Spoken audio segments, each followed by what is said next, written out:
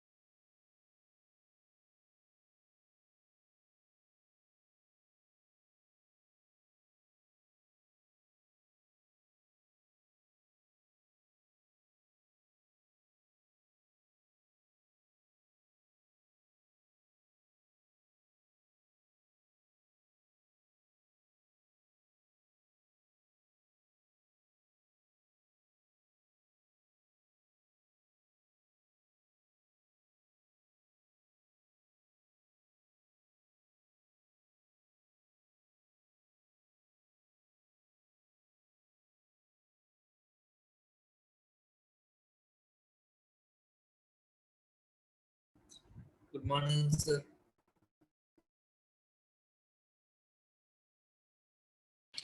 Good morning.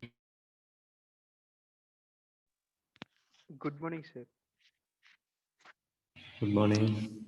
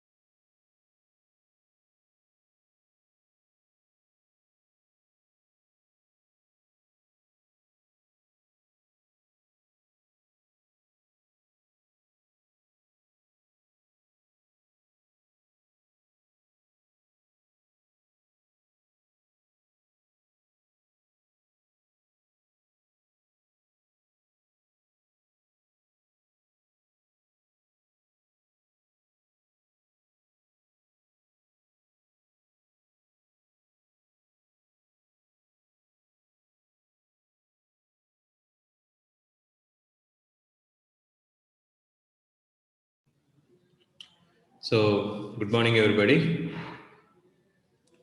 Good morning, sir. Good morning, sir. Good morning, sir. So today we are going to start this Python. So I'm actually starting the introduction to it, and then the next 4 days I will be on leave. So sir will continue with the basic programming instructions. So today we will discuss about how Python came and what is Python and what you can do using this particular one. And 1 minute. 1 second, I just lost a program.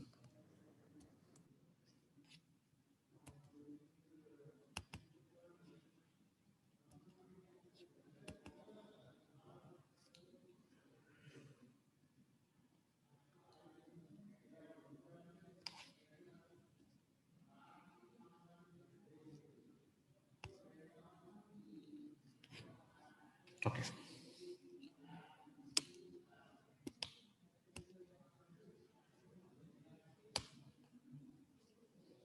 Okay, great. So there is a small error that occurred. That's why I have took a break for this. So today with this, I will also explain you how the Python program executes and how it actually works when you do it. I will also tell some of the concepts that are really necessary for you to learn. Okay. So first of all, I want to show you a small application that I have once developed for my easiness. I always encourage the students to do the same thing if they have some problems in their work environment, and you can solve it as computer science people with your own programming. Okay, I'll just show you a video what is happening in that. You just tell me, and I will discuss with you how easy it is to do it in Python. I'll just share the screen.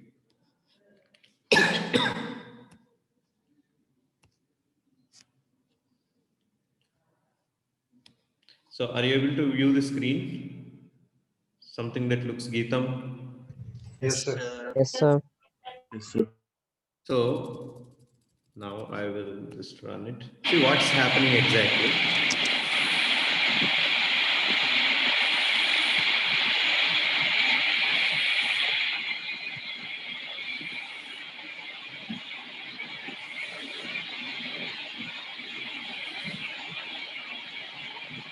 So your laptop is possessed.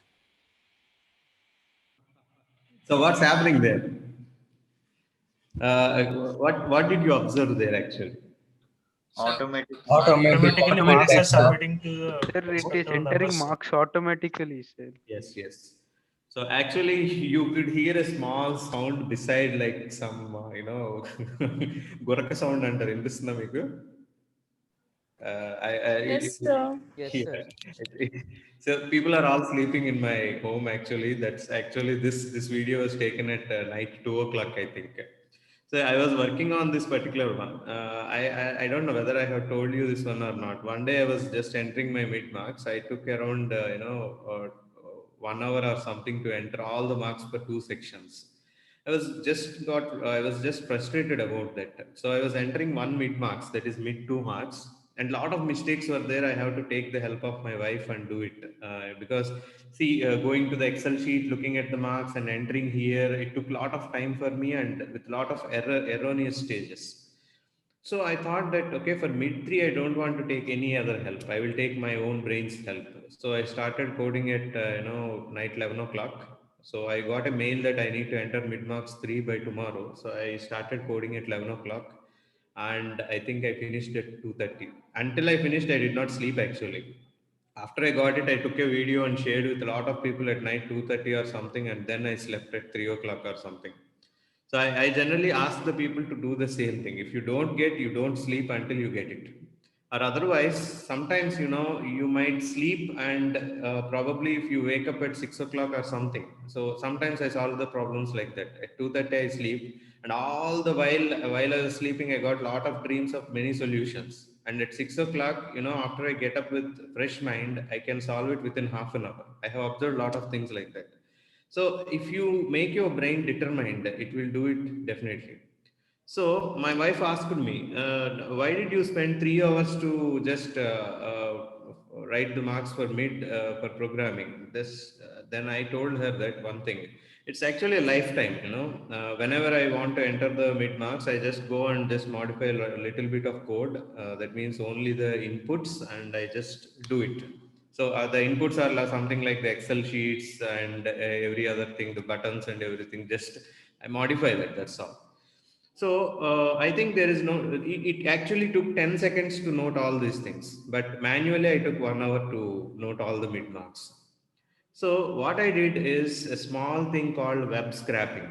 So I went to the website of GLearn. I just looked into that. You know, I will just show you now how it will be possible.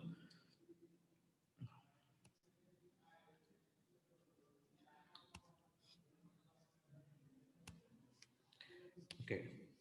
So if is the screen shared for you with you?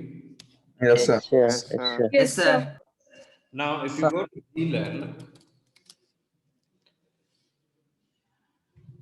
see, if you enter into this, if you right click on this page,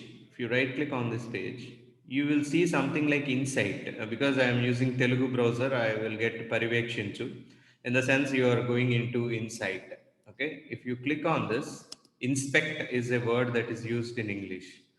You see the complete HTML thing has come. Now, if I want this one to be clicked, I just go on to this and I will see, actually, this is the one that is being, wherever the code is there, I'm just highlighting it. So based on these, credentials in the code, which is in the HTML, I started to write the code with my Python.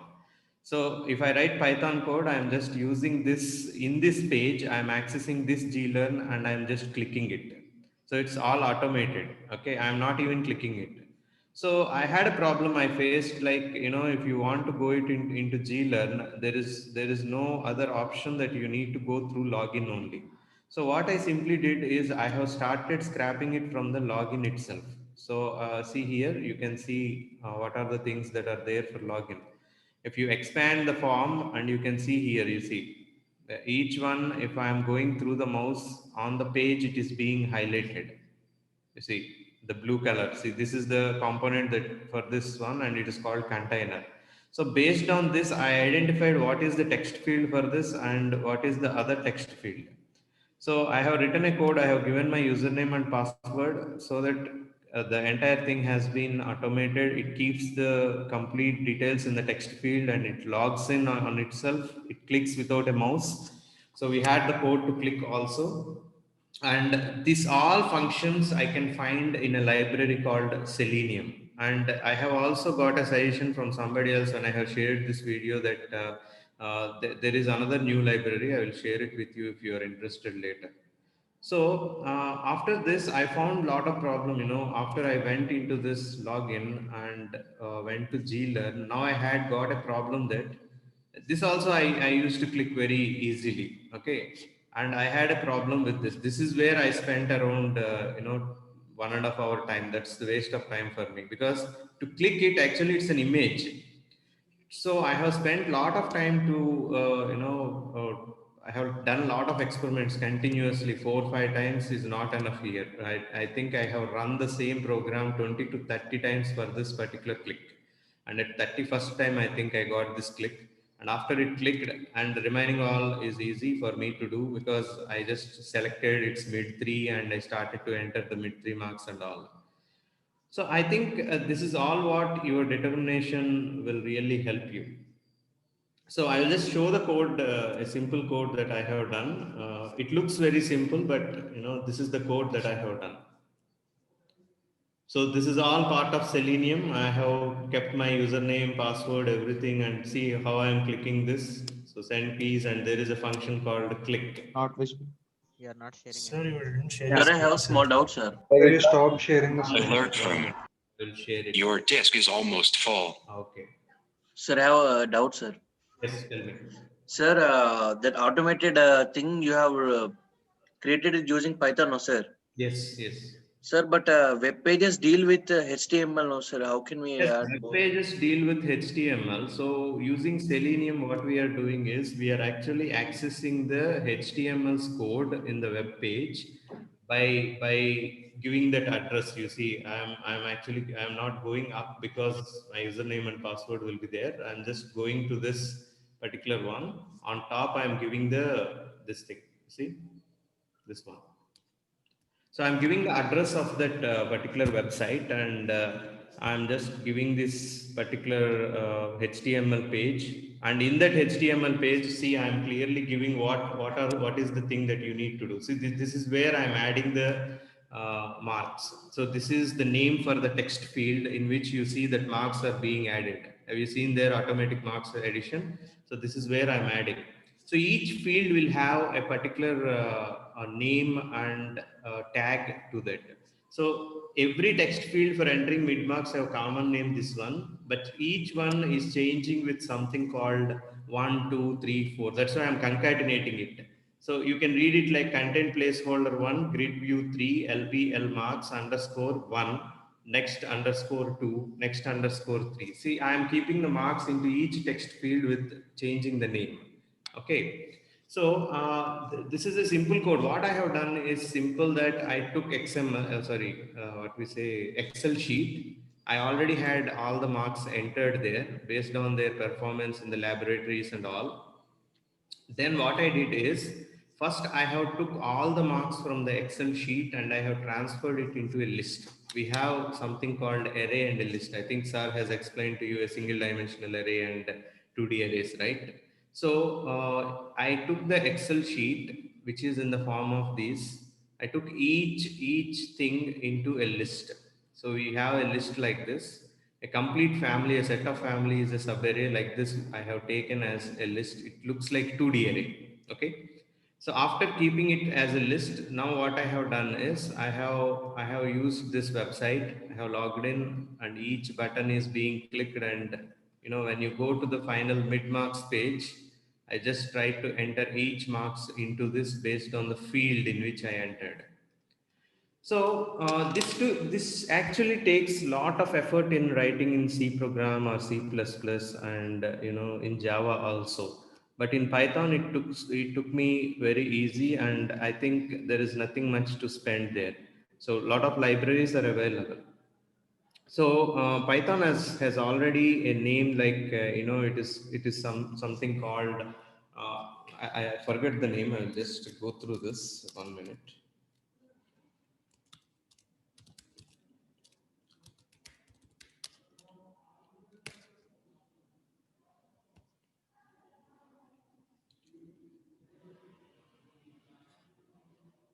One second. I've seen somewhere else, and yes, it's battery loaded. Yes, we call it as battery loaded programming language. No, no problem. There is no need for you to share it, but anyway, I'll try to share it possible.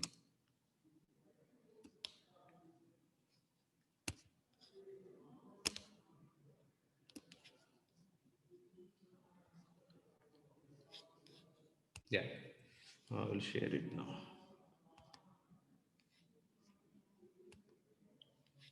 Okay, it is visible, right?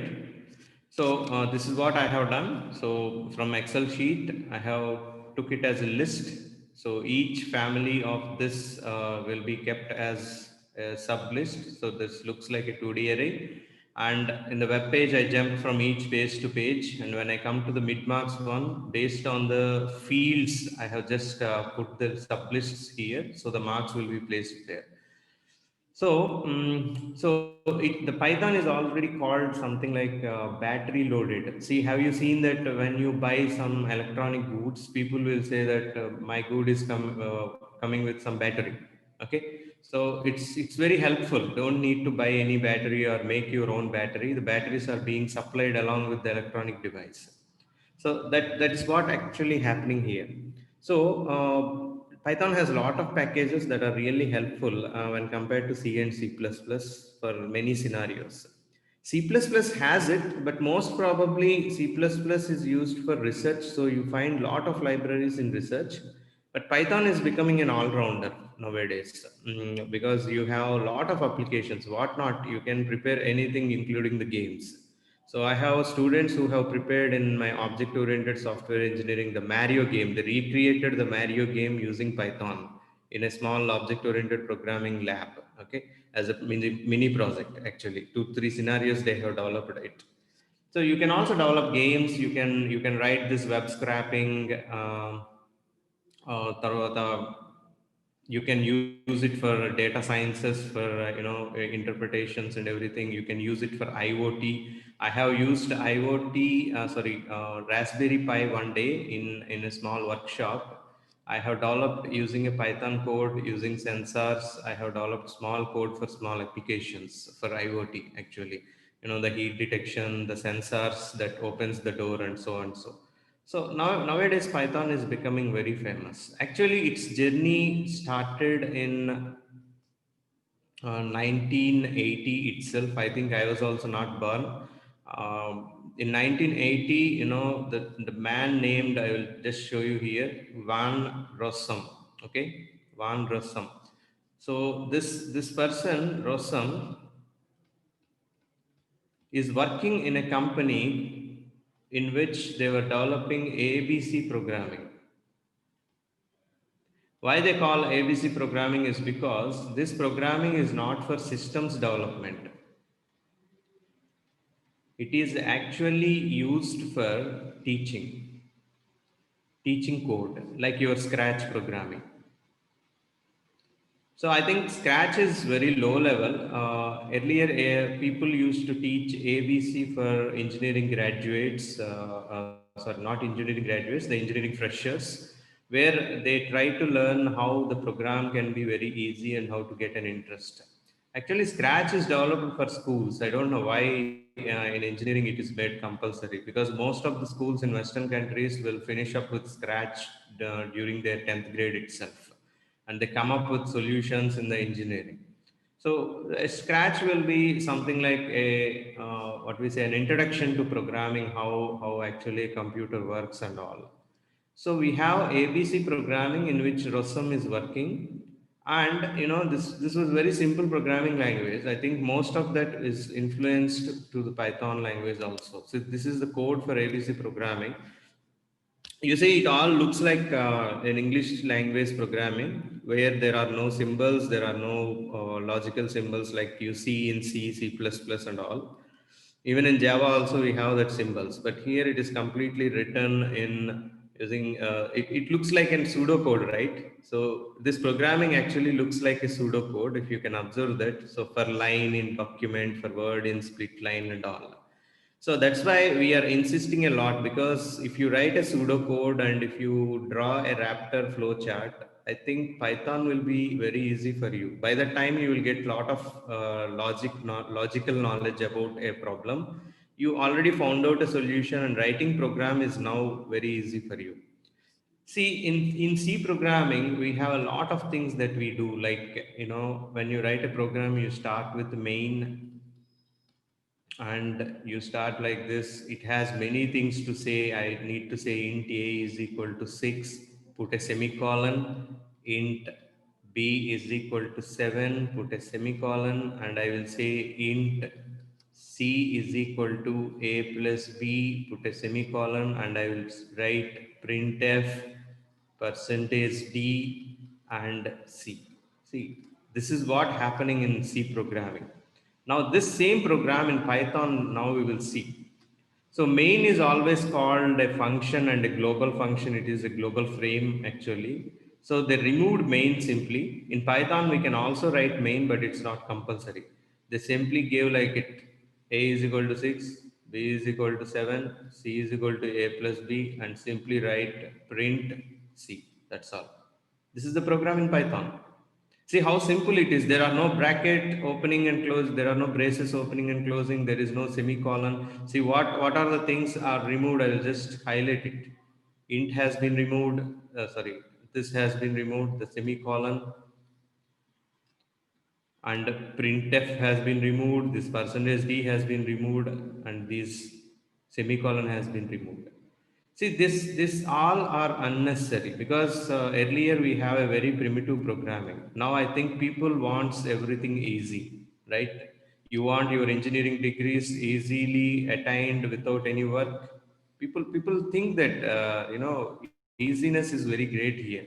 Can you ride a car in that was in 1950? We cannot ride it now because you need to turn the steering for a small turn. Also, you need to turn I think 20 times, and again getting back the steering is also very difficult. That's why you see the world movies. The drivers will always sit before the steering and they shake the steering like anything. Okay, now I think we got power steerings and our car driving got very easy. When you go to Tesla and Audi cars, something that is more easy. You don't need to even put your leg on your clutch or something. There is no clutch also, that is removed, and there is no acceleration also. You can set a point like go at 40 kilometers per hour or 80 kilometers per hour. You lock that, and in highway the car will go like that. So day by day, people are thinking that something should be easy. I think Python didn't work out in 1989. Actually, he came up with the implementation, but it did not came famous. Even though it is launched in 1991 to the world of programmers, still it did not has its own day. So we had a small what we say saying that every dog has its day. I think Python did not have the day at that time. So at 1992, you might have remembered that Java took the industry. So by this time, people thought that Java is very easy because they thought that, okay, Python looks like an algorithm or a pseudocode. Why should we use Python? Traditional programmers will never think about that. Have you seen your grandfathers and grandmothers keeping every restriction on you, saying that this is not good, this is not good, that is not good? So people cannot change their mind immediately like our generations, where we have seen many things. I always talk about my grandfather's generation. I think he most of his time has seen only ambassador car, a landline telephone, and a small TV and a radio. That's all, right. And when we came, we have seen in 1985 when I was born. I have seen this landline. I have seen ambassador. My 1990s, I have seen this bench car, Maruti car, and I have seen small mobiles that are coming out and computers. We have been working in 1996 in our school with computers actually. So by 2000s, we have seen some mobiles that are handy, and I see a lot of improvement in cars and phones technology and computers also. So by the end of 2010, at the end of 2000s, I think we have gone through this supercomputing mobiles, and we are getting laptops, everything. See how fast our generation is changing. So I think that is the reason why from 2000s onwards, only Python came to be very famous. People start to recognize what is the greatness of Python in developing many applications, and also what is the easiness in doing the program. Because when you write a pseudocode in for C programming or something, so you write a pseudocode and then you write a flow chart, and converting this into C programming is very difficult because you need to add a lot of ingredients to it. But now writing pseudocode and flowchart will give a lot of idea to you to write Python. There are no ingredients, right? In pseudocode also you write something like assign. Still we are using some keywords there. A with 1 and assign B with 2, and you say C is equal to A plus B, and you say put C. This is what you write in pseudocode. Okay, in this one also, flowchart also, you write it something like this. So you say A1, next one is B is assigned with 2, and the next thing that you do is C is equal to A plus B. The next thing that you do is output. Okay, so you say put C. The same thing for Python. A is equal to 1, B is equal to 2, C is equal to A plus B, and print C. See how simple it is. Once you write this thing, I think Python will be very easy for you to do. So after you finish it. But the same thing, if you write it in C, then I need to go with a lot of things. I need to go write main, and then I need to start with brackets. Then I need to say int A is equal to 1, int B is equal to 2, C is equal to A plus B. And again, you see here printf, we are indicating what type of value I need to print out and doing like this. A lot of semicolons, everything. So they made it easy. So I will now tell you what is the difference between the C programming and Python programming actually. Okay. So are you able to understand what is it? What I am telling you now, or am I fast? Can you tell me? Yes, sir, it's understanding, sir. Okay, fine. Right. So let us see how the C program actually works, and we want to distinguish between two things. One is called a compiler, and the other one is called interpreter. So let us talk about compiler first. Actually, earlier we used to have a small thing called assembler. So before 1960s, I think, we have a program called ASM. That means Assembly Programming Language. Assembly Programming Language is somewhat looks like this. I will just show you how it actually looks. So have you seen this one? This is the addition of two numbers. Are you able to see the screen? This one? Yes, sir. Yes, sir. Yes. You see here, these are the lines that are actually kept. Okay, I'll just zoom it a little bit so that you will see. See, at the rate 2, at the rate 3. See, these are the addresses that we are giving in the RAM. Okay, so all programming languages, whatever you do, the variables and the expressions are always kept in some part of RAM, because RAM is a memory in which you are storing the program and its variables. So for this small program, let us see what an assembler will do.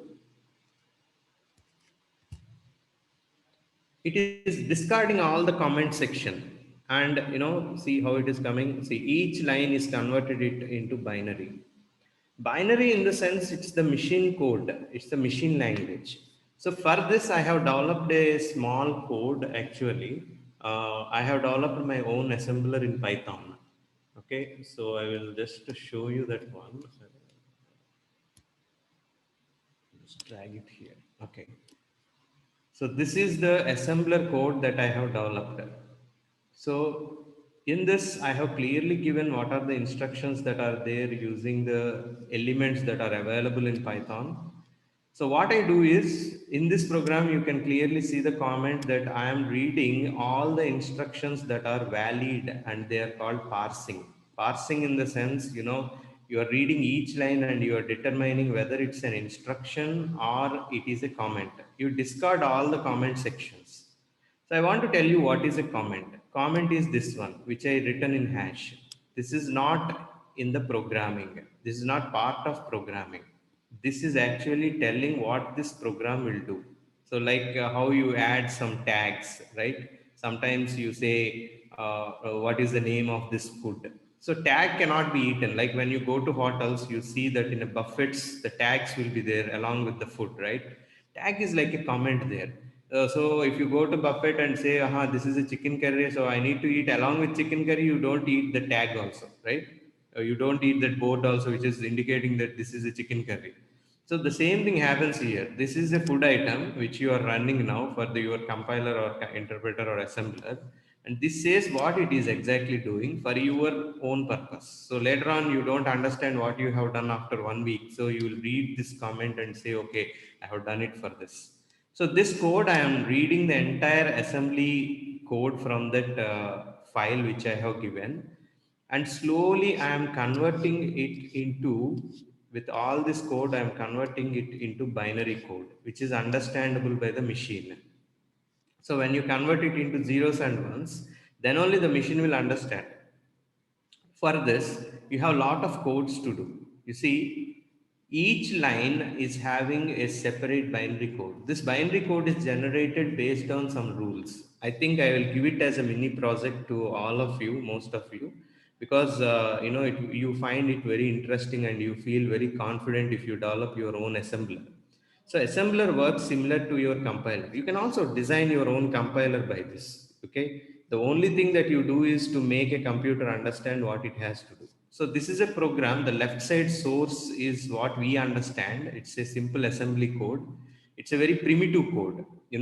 Before the high level languages came into existence like C, Pascal and everything, before that, the programmers used to do a middle level language called assembly language. So assembly language used to look like this, very primitive. It's a direct interaction, most direct interaction with the hardware, like you keep it in RAM and everything.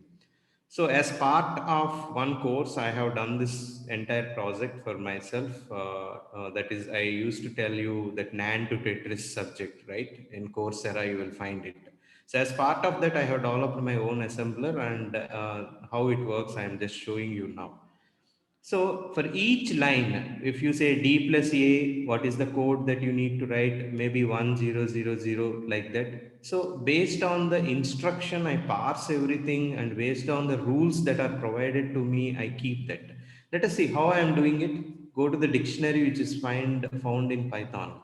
See this one. If you find an address 0, I am implementing this particular binary code. See here also you can see if there is an instruction JGT in the line, I am writing JGT instead of 001. So this is the binary equivalent of this. These rules are provided to us, and computer will understand these rules actually. When it sees 001, it knows that I need to jump somewhere else. So here you see that if there is an instruction D plus A, then I need to replace D plus A with this binary code. So I have given everything as a rule to the computer. In assembly code, there are very few things that are there. See, I think if you understand programming languages has only very few keywords. In C programming, you have 32 keywords. In Java, you have 60 keywords. For each and every keyword, you have a binary code for this. So that's already fixed. So that is already written like this in dictionary. So based on the lines, the code will be replaced with your binary equivalent code. And this binary will be sent to the computer for execution. So now the computer will execute all this binary code and it will give you the answer. So this is what happening in the assembly. So initially in 1960s, people used to write assembly codes, and we have something called assembler. So when you write an ASM.ASM file into it, it used to convert it into a binary code, which is nothing but a machine language, that is zeros and ones. Okay. At the end of 1960s and 1970s, C has revolutionized. Okay, most probably it is in 1970s ending. C revolutionized the complete concept. Now, earlier they have developed compilers, but C used the compiler a lot. What it do is, initially a .C program is converted into is sent to a compiler program, and it is converted into a .asm.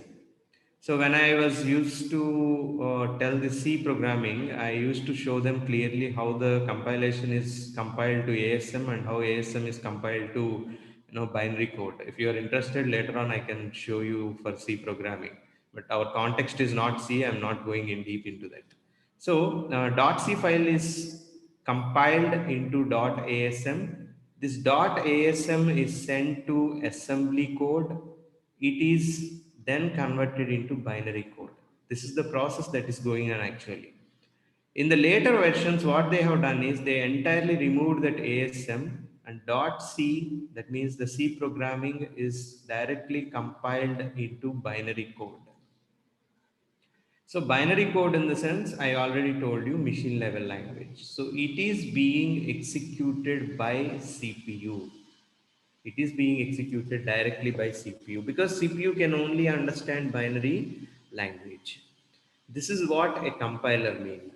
So I will tell in detail what a compiler does actually. Let us take into consideration a small C program. There is no need to worry about C programming. I'm just indicating it to you how it actually works. The same program I'm running, and I will say int C is equal to A plus B, printf %d C. See, the first thing a compiler will check is for mistakes. Okay, before compiling to a binary code, a compiler will check for mistakes. So what it does is, it comes to the first line. It sees fine. It also sees fine. It acts like a teacher. So for example, have you seen in our childhood when we wrote some assignments or notes, teachers used to check each line. In mathematics also, if they try to correct or examine in our mid exams, they corrected each line and told this is wrong, this line is wrong, or like that. So compiler acts like a teacher here. First it goes through each line and sees whether they are correct or not. Okay, so everything is correct, but this is wrong here. So it says that I found a wrong thing, and it gives you an error that I did not find a semicolon at the end. So if you put semicolon here at the end and you start it again, the compiler will start compiling again in the second time. Okay, again it compiles from the start and sees that everything is correct. Now, if everything is correct, the next thing that it will do is it will put A and B and C into the memory. So if you take RAM, which is a primary memory, it will put this A, B, and C. And it will keep 6 here, and it is waiting for the value to be replaced. Now, it will now convert this thing into binary code. That means zeros and ones. Maybe it will appear like this: 0, 0, 1, 0, 0, 1, 1, 0, 0, 1, 1, 1, 1, and 1, 0, 1, 1, 0, 1, something. This will be passed on to CPU, which is your processing unit. Okay, CPU is a small chip that executes this code. So while executing, it will attain the values from RAM. Okay, if this is the instruction where you are saying that A plus B should be done, so you should go it like this. So it will take 6 as a value, B6, it adds it and finds 12 and replace 12 in place of C.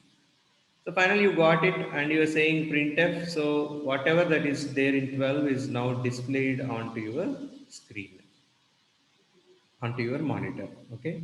So this is how it actually works. So you need to remember one thing. What are the steps that does is compiler is it checks for errors. First, if there are no errors, now it gives memory allocation. Memory allocation in the sense that what are the variables that are there that will be allocated a memory in the RAM. And the third thing that it does is binary code conversion. Okay. And the fourth thing that it does is send the code to CPU, and CPU starts executing it. So this is a compiler. Now let us get into interpreter. What an interpreter does.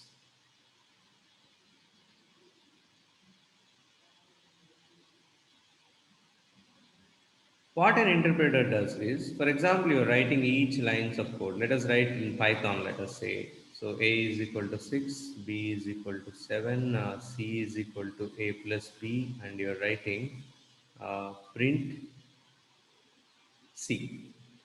Now, the interpreter's aspect is it will execute each line there itself. It sees, okay, A is equal to 6 is correct. It gives a memory for A in RAM. Next, B is equal to 7 is correct. It gives a memory for B in RAM. Okay. Next, it sees that C is equal to A plus B is also correct. Fine. So now it will create a memory for C and add A plus B, 6 plus 7. And now this is kept as 13. And go to the next one. It sees that print is also correct, and then execute print. What you are printing? C. So it will find out what is there in the memory of C and then execute it and then show this 13 as a value on your display. So basic difference between a compiler and interpreter is something like this. So a compiler first compiles everything, corrects everything, and then converts it into binary code like zeros and ones. Then only execution starts with CPU. But interpreter goes with each line. It checks each line. If it is correct, it immediately executes it. The difference between them is compiler compiles the whole instructions, then only converts. But interpreter compiles each instruction and interprets it and executes it there itself. Okay. So step by step manner. So there is a difference here. Did you understand the difference between a compiler and interpreter? Yes or no? Is there any doubt here? We got it clearly, sir. Yes, sir. Right. Clear, sir. Fine. So this is compiler and this is interpreter. Now I call this Python as both compiler and interpreter. Why we say both compiler and interpreter? I will tell you the whole story about that. So when you are executing Python, you will say that Python first compiles it and then interprets it. Okay, let us go with the old fashioned C programming language. For that, I want to tell you one thing. One person is using Linux operating system. The other person is using Windows operating system. The other person is using Mac operating system.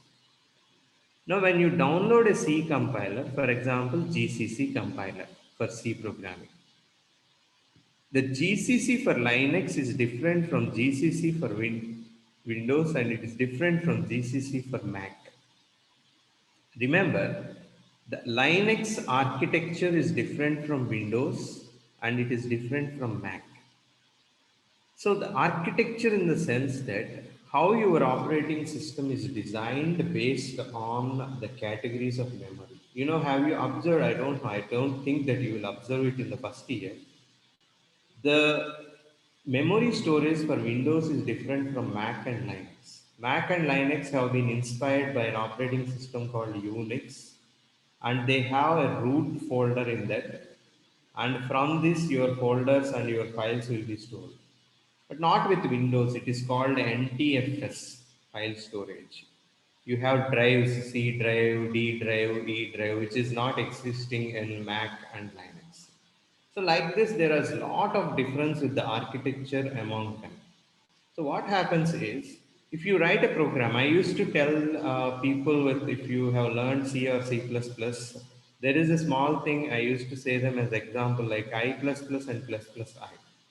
This is the best example I used to say it in Linux. Increment operators. Yes, incremental operators. If anybody knows C programming, I will just give you a task of doing this one. Check out how this will come in Turbo C in Windows, Linux in, GCC compiler in Linux and GCC compiler in Mac. If I write I++, ++I, and again I ++I and I++.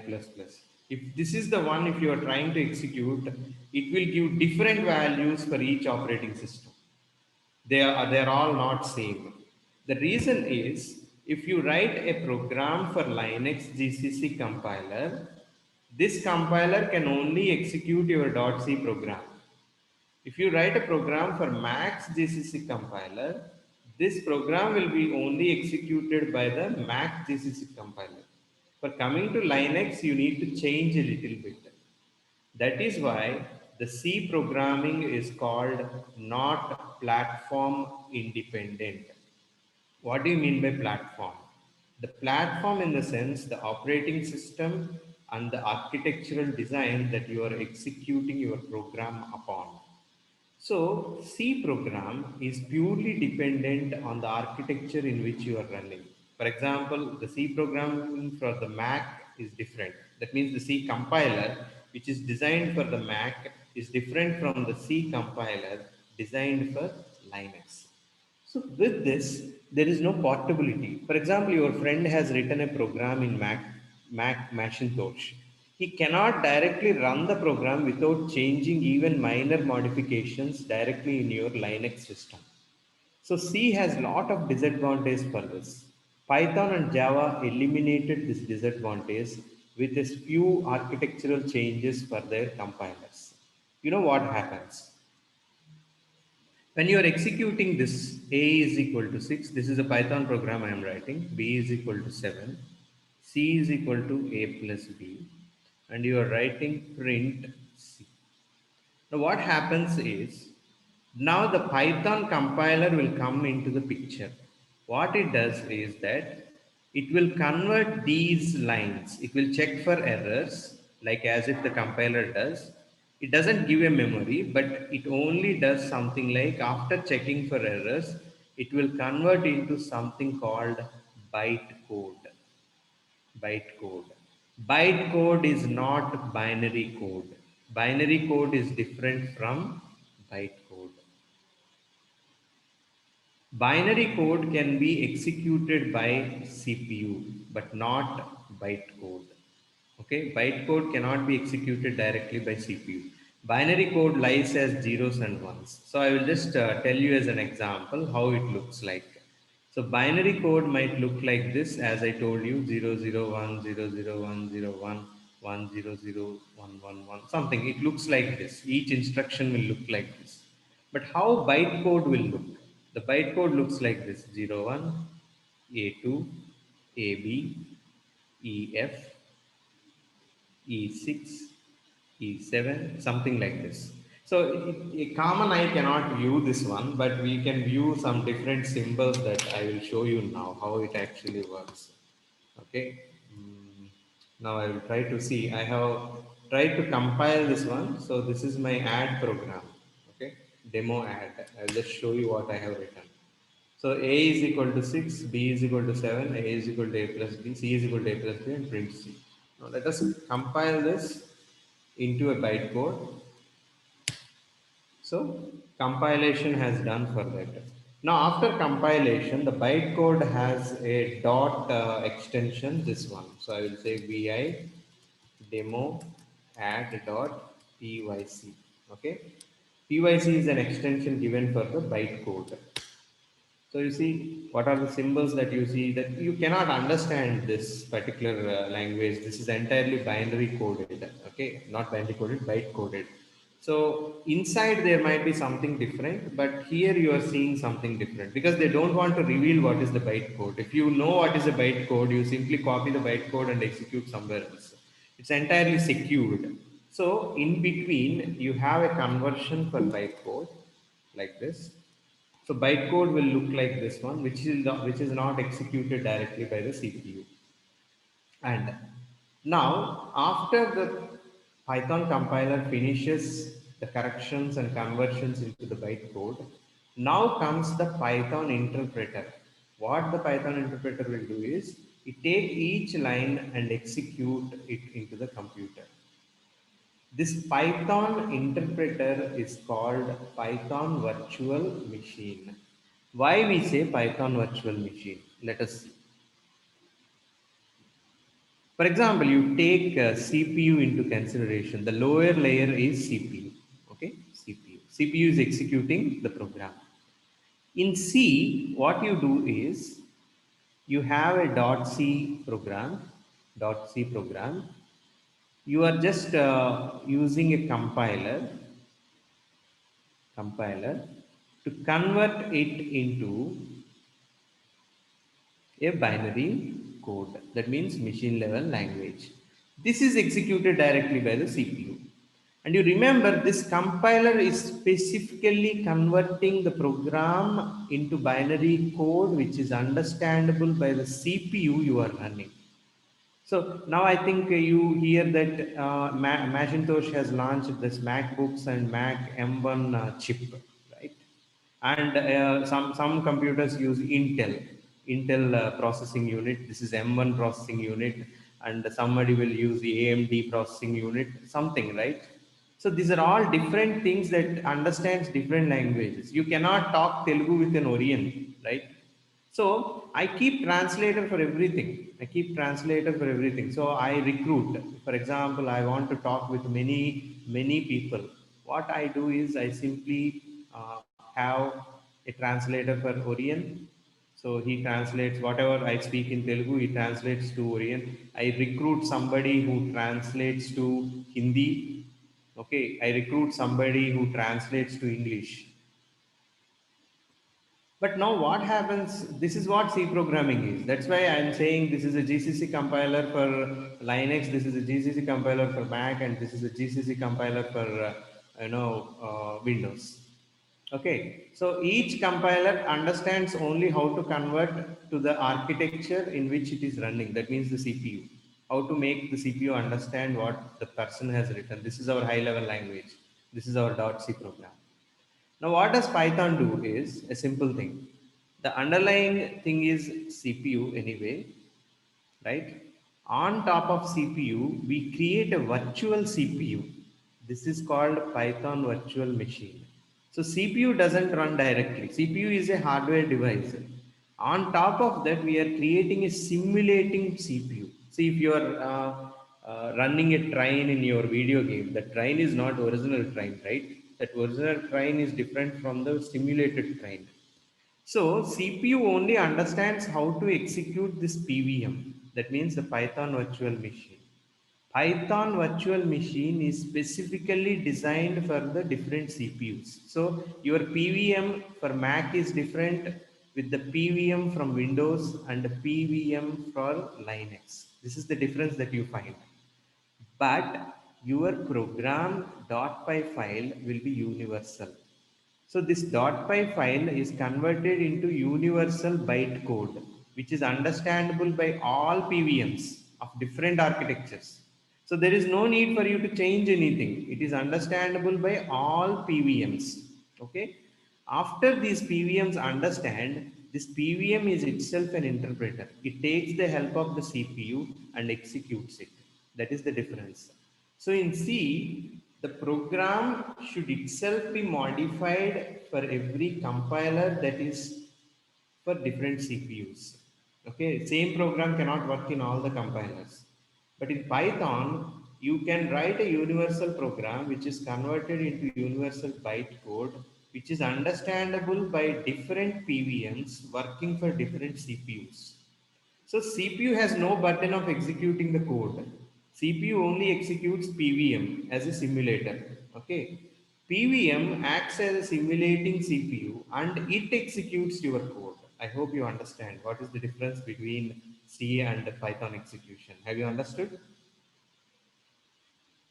Any doubt?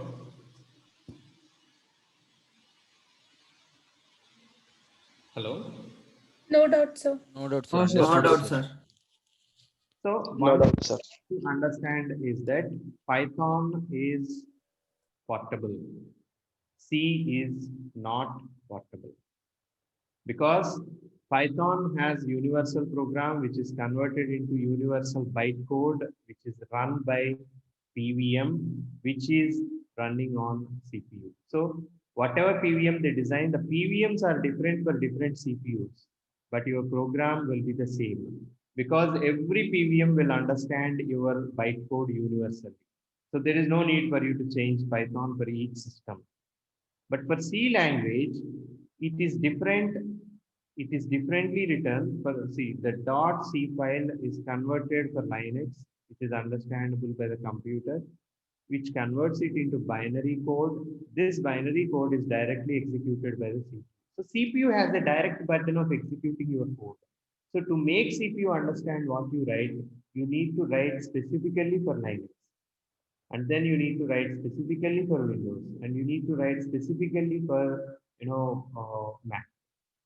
So Java and Python has the same advantage. Java has something called JVM, Java Virtual Machine. Python has something called PVM, Python Virtual Machine. And the irony is that the PVM is designed using C programming language. It is called C Python. This C Python is a program which acts as a virtual CPU which runs on original CPU. Okay, so all programs will be executed by this virtual CPU only. But the CPU only thinks that I am running only one program called C Python. But C Python at the background running many programs which are written for Python programming. That is why people will say for hardware devices always prefer C programming. The reason is C directly interacts with the CPU. But now what Python does? Python converted to bytecode, then it is run by C program, and then it is run on C. See how many layers it is going through.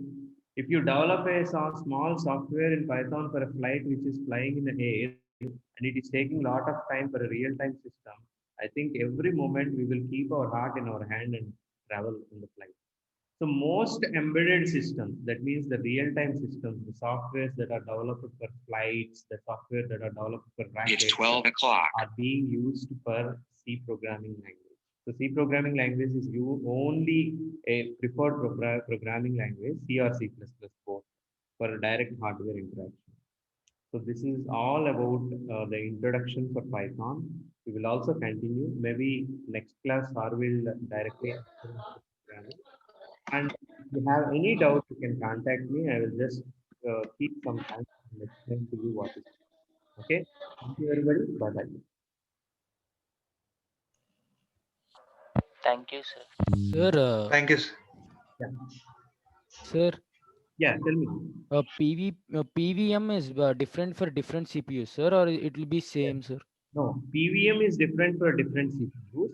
It is actually masking a direct interaction between a program and CPU. It acts as an intermediate, Alert from your disk is almost full. Sir, like my doubt is like, if it is different, it should be built in when the system is designed, no, sir. Like, so we already had a laptop, and now we are installing some of software of Python. So everyone installing the same software of Python. How will be different having See, different I PVMs? think when you don't know that when you go to Python website and you are downloading, your download will come directly from Python website while reading your operating system. So that's why have you seen most probably you can download a .exe file. See, when some softwares you are downloading, if you go to website, it will read your operating system. And when you're downloading, I will download a DMG file, which is only executable in Mac. And Yes, sometimes sir. it will download .exe file if I am downloading the same software to Windows. So Python actually has Python website actually reads your what we say Operating system. and based on operating system, it will release the version for that PVM for your operating system and for your architecture. For your Okay, sir. Got it, sir. Sir, yes, as you said, there will be no binary code for the Python language, only bytecode, no, sir. It will be right. And that means you need to worry about only bytecode. Binary code ledu and unknown. You know the PVM is actually converted into binary code, which is understandable by CPU. Okay, but Okay. PVM is a virtual CPU. So there Okay, is sir. no need for binary code conversion. అంటే ఇప్పుడు byte కోడ్ని PVM తీసుకొని దానికి virtual code binary కోడ్లో convert చేసి సిపియూకి ఇస్తుంది. Directly execute చేసేస్తుంది. Okay okay okay sir. Sir, ఇంకోటి like Python doesn't need any syntax, no, sir. Like normal Java, C++ కి ఒక పెద్ద సింటాక్స్ ఉండాలి. లైక్ జావాకి ఇన్పుట్ స్ట్రీమ్ రేట్ అవన్నీ కావాలి కదా సార్. సింటాక్స్ వల్ల ఒకటే ఏంటంటే మనం బ్రాకెట్స్ బదులు బ్రాకెట్స్ లేవు కాబట్టి కన్ఫ్యూజ్ అవ్వకుండా మనకి ఇండెంటేషన్ చాలా ముఖ్యం.